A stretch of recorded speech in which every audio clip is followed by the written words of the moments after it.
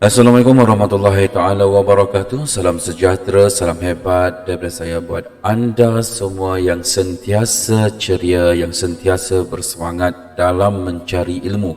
InsyaAllah pada hari ini kita akan sambung kelas kita untuk topik yang kelima, iaitu pengurusan perniagaan kecil bahagian 1. Okey, sebelum kita pergi lebih jauh untuk topik yang kelima, kita lihat dahulu apakah hasil pembelajaran untuk topik yang kelima.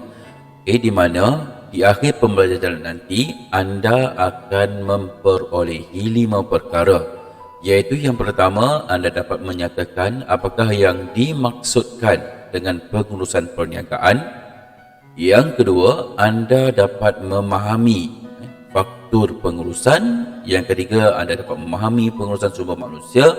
Yang keempat, anda dapat memahami pengurusan pemasaran melibatkan e-usahawan, Facebook dan Instagram. Dan yang terakhir, anda dapat memahami tentang pengurusan operasi. Okey. Now, seterusnya kita tengok apakah yang dimaksudkan dengan pengurusan untuk memenuhi objektif yang pertama, di mana objektif yang pertama adalah anda dapat menyatakan apakah yang dimaksudkan dengan pengurusan perniagaan. So, untuk anda mengetahui apakah yang dimaksudkan dengan pengurusan perniagaan, ini saya akan terangkan. Pengurusan sebenarnya, sebelum kita melihat pengurusan perniagaan, kita tengok dahulu apa yang dimaksudkan dengan pengurusan. Sebab pengurusan ni adalah asas yang paling utama di dalam sesebuah perniagaan untuk memastikan perniagaan tersebut berjaya ataupun tidak. Okey, di mana pengurusan boleh didefinisikan sebagai proses memantau.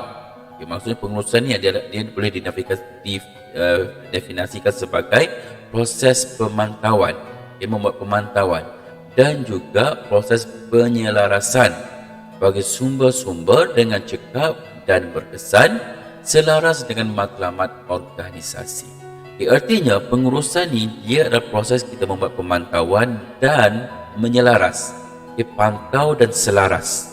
Apa itu pantau, apa itu selaras? Doesn't mean kita perlu membuat pemantauan, kita perlu tengok setiap perkara yang berlaku di dalam organisasi, kita perlu tengok. Kita perlu selaraskan. Kita tak boleh kata apa, yang ni buat lain, yang itu buat lain, tak boleh. Maksudnya di sini penyelarasan. Contoh hari ni you kata buat A untuk tugasan B contoh. So besok you tak boleh kata buat C untuk tugasan B. Tak boleh. Maksudnya di sini ialah anda perlu selaraskan tugasan. Maksudnya kalau misalnya kata untuk buat tugasan ni perlu buat cara ni contoh. So besok pun benda yang sama you perlu kena pakai.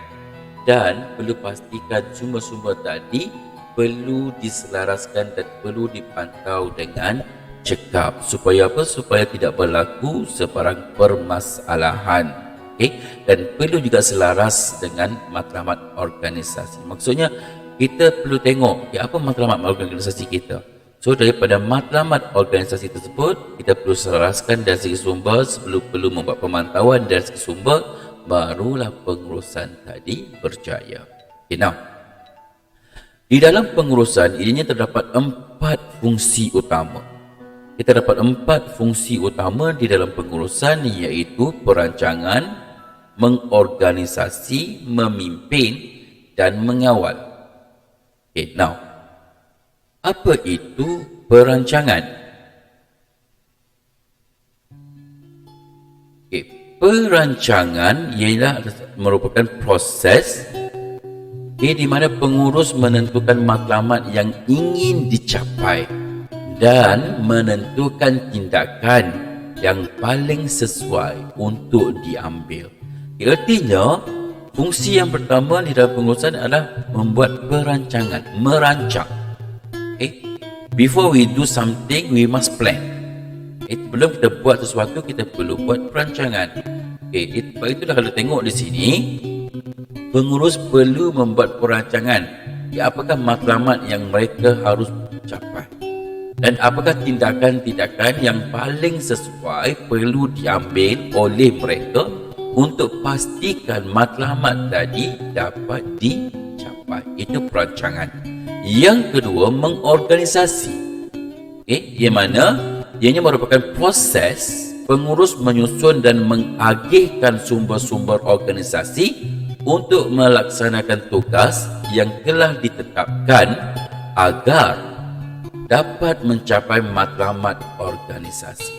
Maksudnya di sini, selepas kita merancang, kita perlu mengorganisasikan ia, di mana di dalam fungsi yang kedua ini, pengurus perlu menyusun dan mengagihkan sumber-sumber yang ada di dalam organisasi untuk melaksanakan tugas. Apakah sumber-sumber tersebut? Sebagai contoh, pekerja. Nampak? So, pengurus perlu mengagihkan pekerja untuk melaksanakan tugas supaya apa? Supaya matlamat yang dirancang tadi dapat dicapai. Yang ketiga adalah memimpin. Fungsi yang ketiga di dalam pengurusan adalah memimpin. Lead. Memimpin adalah proses di mana pengurus cuba mempengaruhi gelagat pekerja supaya mereka dapat melaksanakan tugas yang diberikan dengan lebih efektif dan efisien untuk mencapai matlamat organisasi. Sebenarnya dalam fungsi yang ketiga ini, dia lebih kepada bagaimana seorang pengurus mengawal pekerja mereka ataupun mempengaruhi pekerja mereka. Sebab setiap manusia mempunyai gelagat yang berbeza. Tak sama orang, si Ali tak sama dengan si Mamat, si Mamat tak sama dengan si Dolah tak sama dengan si Saleh. Walaupun mereka ni ada berambut hitam, sama-sama berambut hitam, tetapi tindakan mereka, gelagat mereka amat jauh berbeza. Sebab setiap manusia dijadikan oleh Allah SWT tidak akan sama di antara satu sama lain. So, tugas seorang pengurusan, mereka perlu tahu bagaimana untuk mempengaruhi gelagat mereka tadi supaya mereka melaksanakan tugasan yang diberikan dengan efektif dan efisien. Supaya apa? Supaya matlamat organisasi tadi dapat dicapai. Dan yang terakhir, yang keempat, fungsi yang keempat di dalam pengurusan ialah mengawal. Setelah kita buat perancangan, setelah kita organize, setelah kita pimpin, kita kena ada fungsi yang terakhir, iaitu mengawal. Apa maksud mengawal? Proses di mana pengurus memantau. Proses di mana seorang pengurus membuat pemantauan terhadap prestasi semasa dan mengambil tindakan pembaikan untuk memastikan hasil kerja tercapai seperti yang dijangkakan.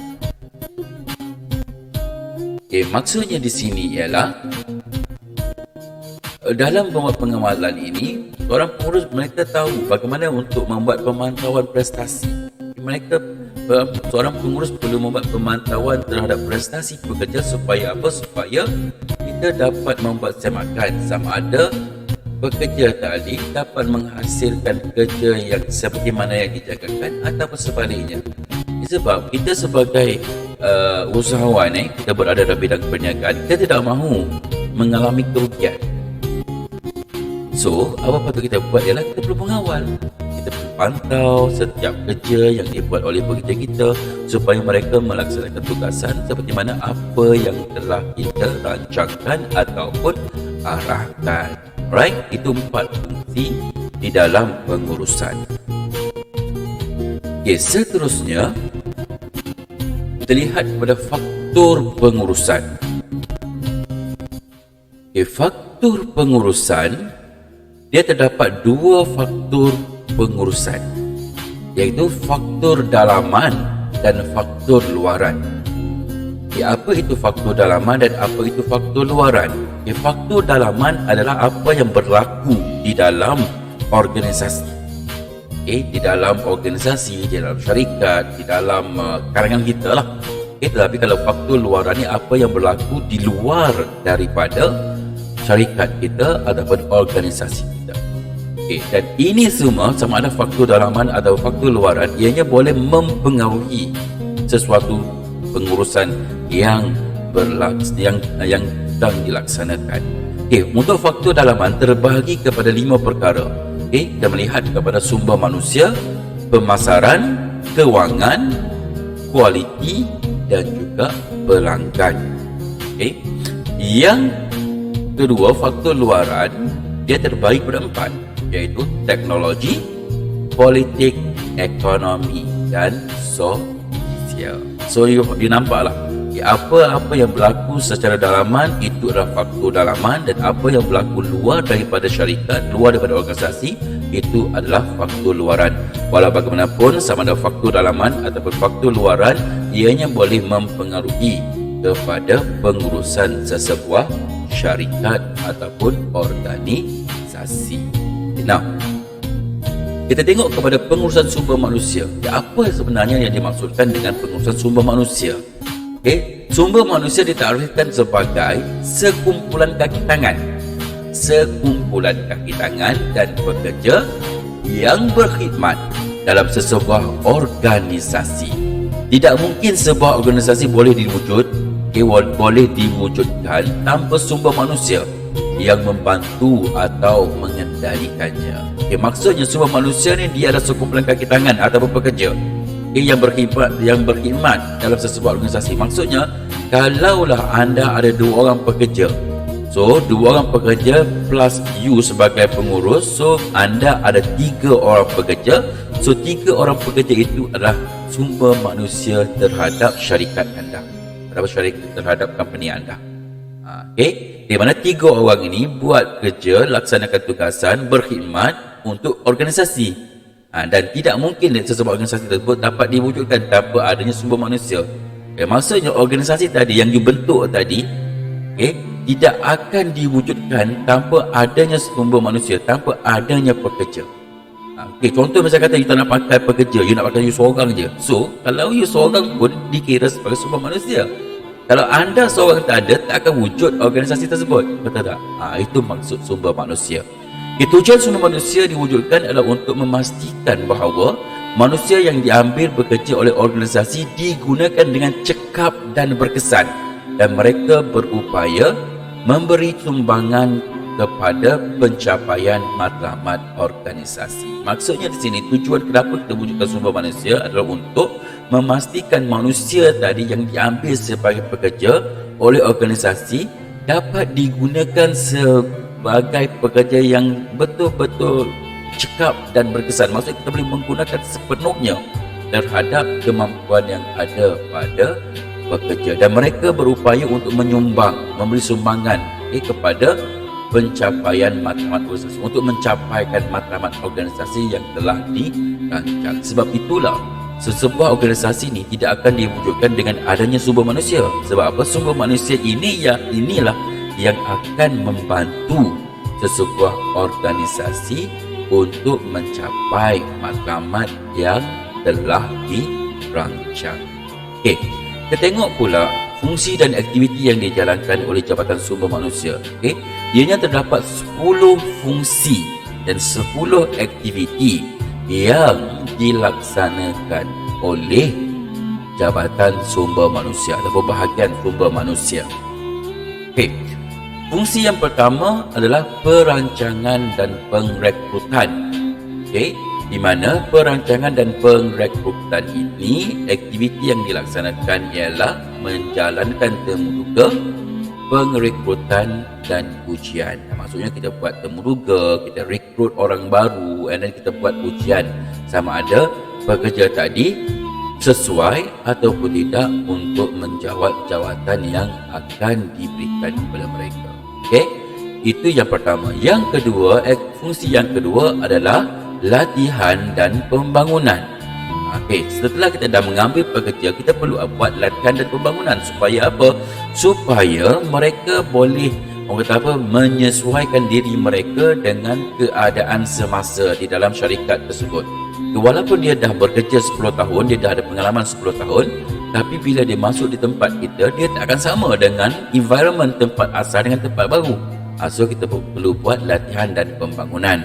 Di mana aktiviti yang akan dilaksanakan di dalam fungsi latihan dan pembangunan ialah melaksanakan orientasi, kemahiran, latihan, pendidikan, peningkatan produktiviti, pembangunan dan laluan kerjaya.